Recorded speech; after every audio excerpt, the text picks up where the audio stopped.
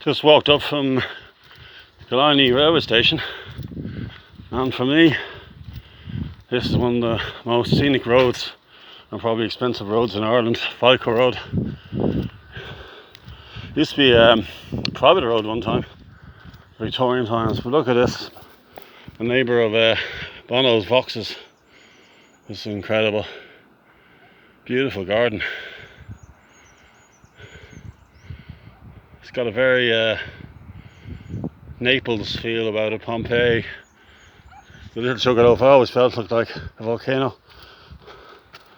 It's like an extinct volcano, the little Sugarloaf, with its three protruding mounds on top. But this is spectacular. Cully Vale in the background where I will be living. Cully Valley. And this magnificent wall here. Really spectacular. Killiney Bay.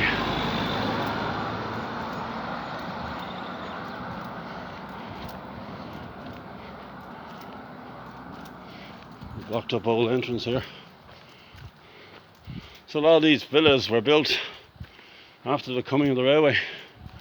But you would have had villas like the railway came through here, built along the cliff in 1854, but you would have had these Georgian villas built. Magnificent villas. A very desirable location. Even back then, 200 years ago.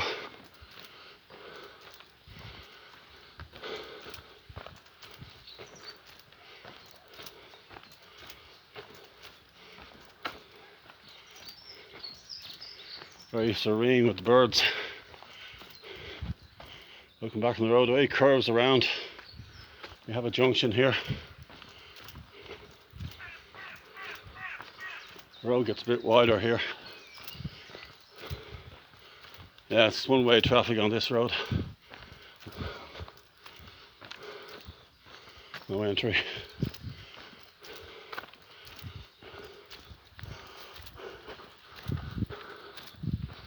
Amazing morning.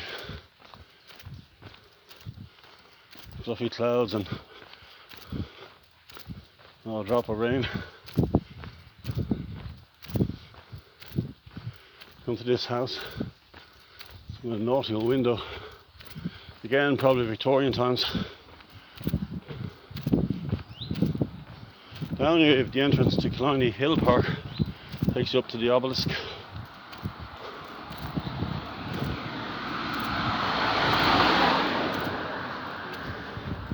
Oh, there we go. Well, I need to head down, I need to get water. That takes you up to the obelisk. But I'm on a mission to get water. Going to dehydrate in these conditions quite easily.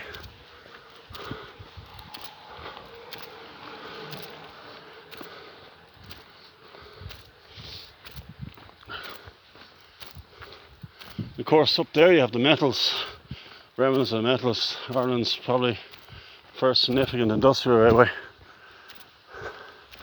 built in 1817. You would have had hundreds of people working on it every day. A horse could take wagons, so there were the first dedicated rails in this area long before the railway came. The railway came to Kingstown or Old Dunleary in 1834. This is 17 years before. So it's quite an incredible feat to extract all the rock. It's like they're moving the hill of rock down to build. I think at then, when they built Dunleary Harbour, it was the largest harbour in the world. Don't forget, Dublin was the second city of the empire. Again, we have a rooftop garden. So underneath that is the house. Yeah, you can feel the heat now. It's not even 11 o'clock in the morning.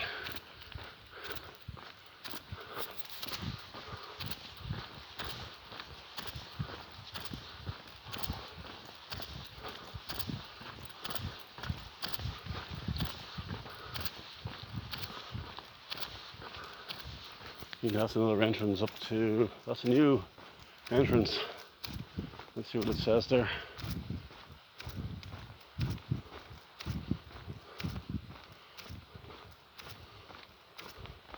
Boundary steps, there you go. It's another way of getting up to the hill, up to the obelisk. So as I was saying, yeah, so it took them, what was it, a decade or so. I'll have to put some facts in, but I think you had 250 men working on it, so 250 horses, and each horse would drag 8 tons of granite from the hill down the harbour. So it was, and you had this funicular railway. I mightn't get to it today. So when you're on the road, it takes you up to Killiney Castle.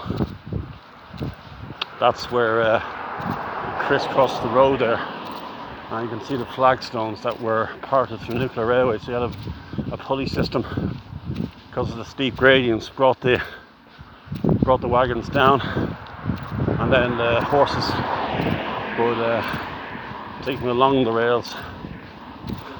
Wagons, a couple of wagons. Great local historian Rob Goodbody had a great book called The Metals.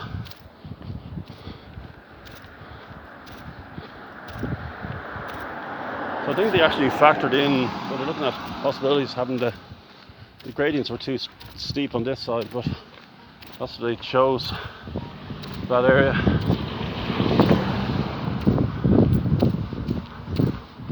We're coming down to this spectacular view of Killiney Bay, and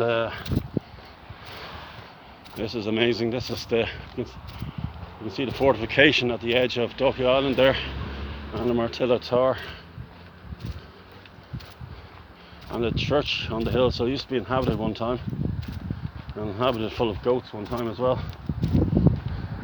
Well, you can still take, probably are doing trips over to the island today from Collymore Harbour. Now, it's not worth waiting for. Look at that coastline. You can see the eroding cliffs of Shangana